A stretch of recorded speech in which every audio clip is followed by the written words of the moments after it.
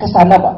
Jadi untuk selamat, dapatlah akhir sikit dapat. Yang penting kita ni khusyuk. Habis pula sembahyang subuh. Jangan anda sembahyang lah. Dan berbalik kepada sembahyang sunat tahajud tadi. Kalau sekiranya kan habis begitu saja. Tapi jangan terus-terus begitu kan habis ya.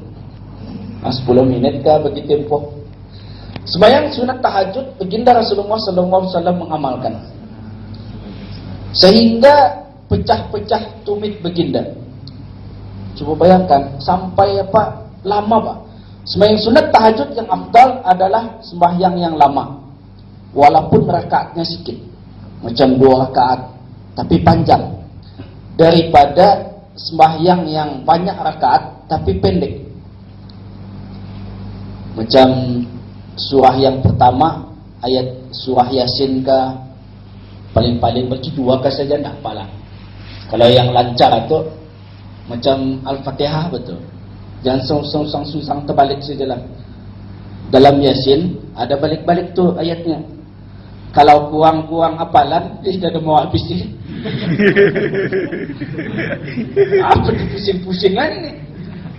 Satu alas sembahyang sunat tahajud untuk kan apa? Anda ada kita ni kan menimbulkan keraguan ke apakah anda luan lancar ke apa? Sembahyang sunat dah jadi masalah. Boleh dianukan Al-Quran itu di depan.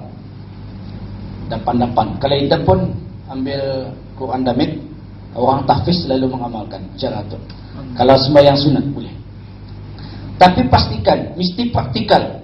Maksudnya praktikal itu biar ia benar-benar rapi supaya kita ni memang mantap, Pak. Sekali balik sejarah itu ke sebelah. Jangan berbalik-balik. Patah dua sini ni. Payah ya.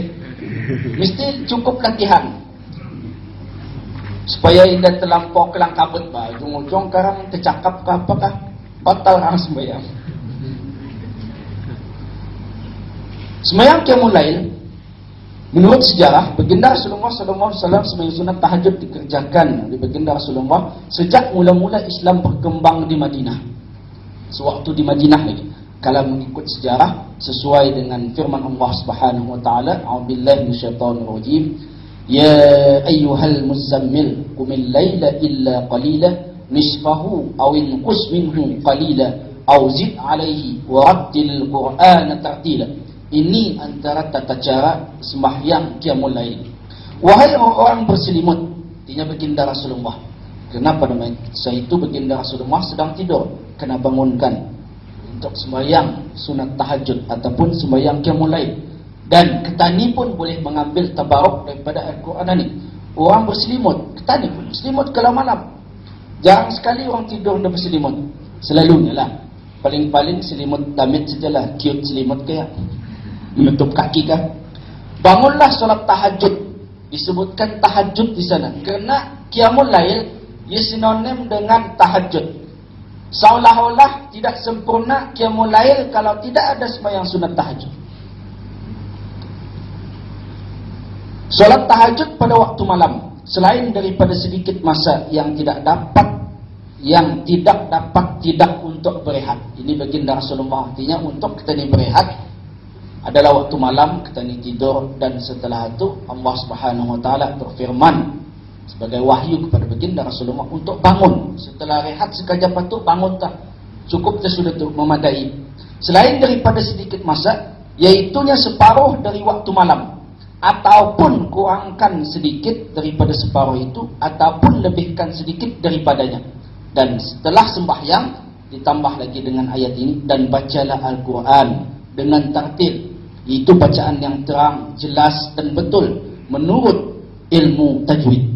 Sekurang-kurangnya ada membaca Al-Quran. Kalau indah pun dah mengapalah, kerana di dalam sembahyang pun ada membaca Al-Quran. Sebab itu disunatkan lebih panjang, lebih afdal di dalam sembahyang sunat tahajud berbanding dengan yang pendek tapi banyak bilangan rakaatnya.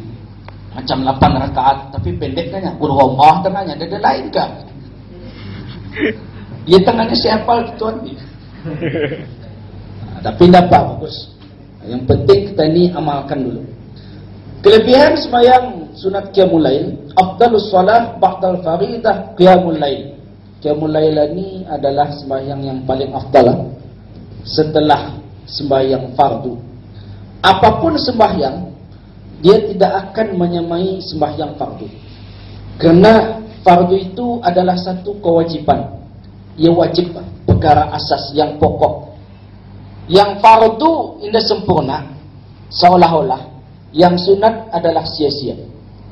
Tidak pada faedah banyak kita ni. Qiyamul lail dia malam, tapi dia sembahyang lain. Itu sia-sia tu. Bukan itu yang dimaksudkan. Orang yang qiyamul lail pastilah dia akan beriman. Dan jarang sekali kita ni mendengar orang yang rajin qiyamul lail tapi dia sembahyang, ataupun boleh dikatakan sesuatu yang macam mustahil lah.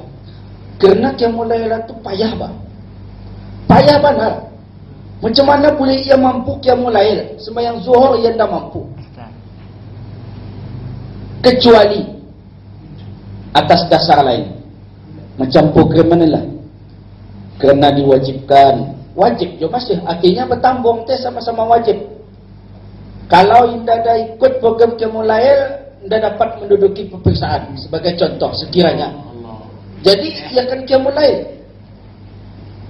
Jadi wajib dengan wajib, sebab itu ia boleh datang qiyamul lail tapi ia dah sembahyang zuhur ataupun sama-sama.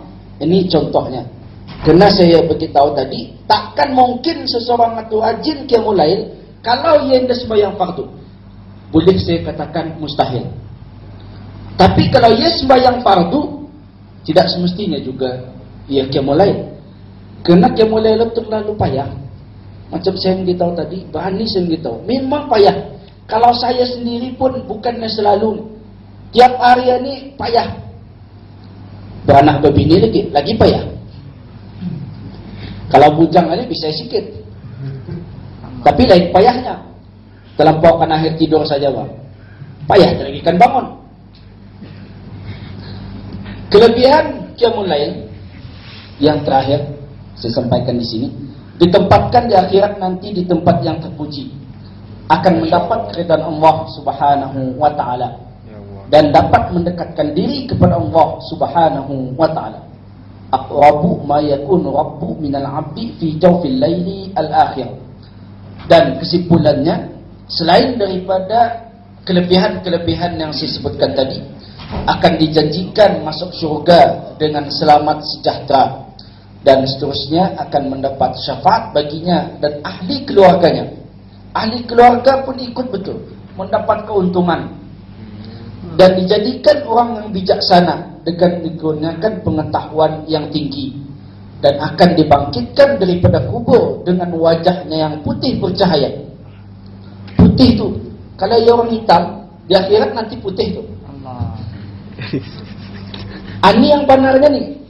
Maksudnya dalam riwayat menyebutkan, hadis baginda Rasulullah menjelaskan, di akhirat nanti akan wajah putih berseri-seri bagi yang ada mempunyai amalan-amalan yang tertentu. Antaranya qiyamul lail tiap hari ataupun selalulah kita ni.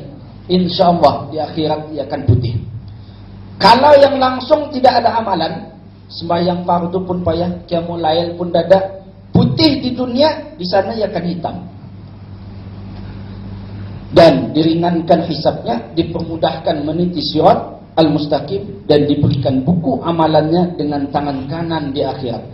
Kesimpulannya, qiyamul lail ini mempunyai kelebihannya yang tersendiri, yang pastinya syurga akan menanti.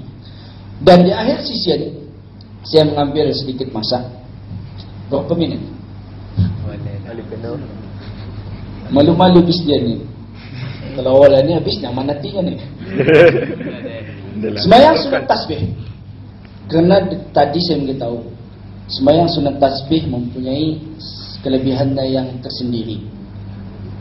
Banyak kelebihan di dalam sembahyang sunat tasbih. Antaranya kita ni boleh mengucapkan tasbih sekurang-kurangnya sebanyak 300 kali. Bukan senang kita ni kan bertasbih 300 kali ya dalam sehari. Cuba bayangkan. Cuba tanya pada diri kita ni sendiri, apakah kita ni bertasbih tiap hari siang dan malam 300 kali sehari? Ada ke tidak? Paling-paling mungkin cukup 10 kali barangkali. Mungkin. ataupun lebih sedikit 30 kah 50 kah. Bagi yang sembahyang